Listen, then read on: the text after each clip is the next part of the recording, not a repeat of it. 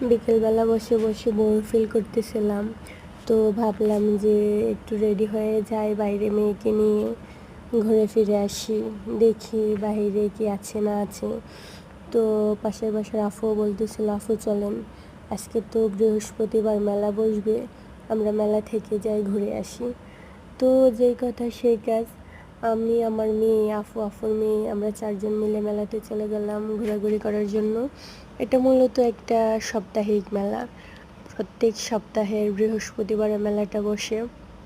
কিন্তু মেলাতে এত ভিড় ছিল মানুষের, যা বলার মতো না। প্রত্যেক সপ্তাহে মেলাটা বসে, কিন্তু মানুষের জন্য পা রাখার জায়গা নেই, এত মানুষ হয়।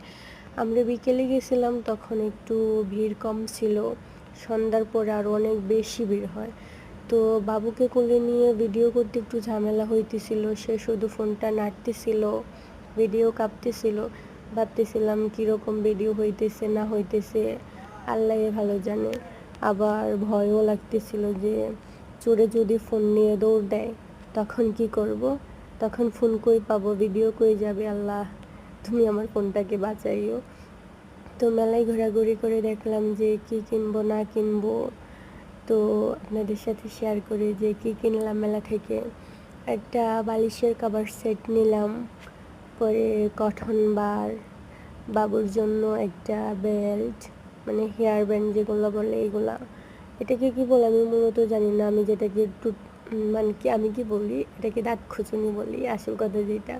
তো আলপিন, চুলের কাঠি, হিজাব পিন, একজোড়া কানের দুল, বাবুর খোপা, কাটা, টুকটাক মেয়েদের সাজগোজের জিনিস যা হয় আর কি, মেয়েতে মিলে চুড়ি, আরও অনেক কিছুই কিনছি। তারপর একটা লিপস্টিক কিনছি বাবুর জন্য। তো আজকের ভিডিও এই পর্যন্তই, সবাই ভালো থাকবেন, আল্লাহ হাফিজ।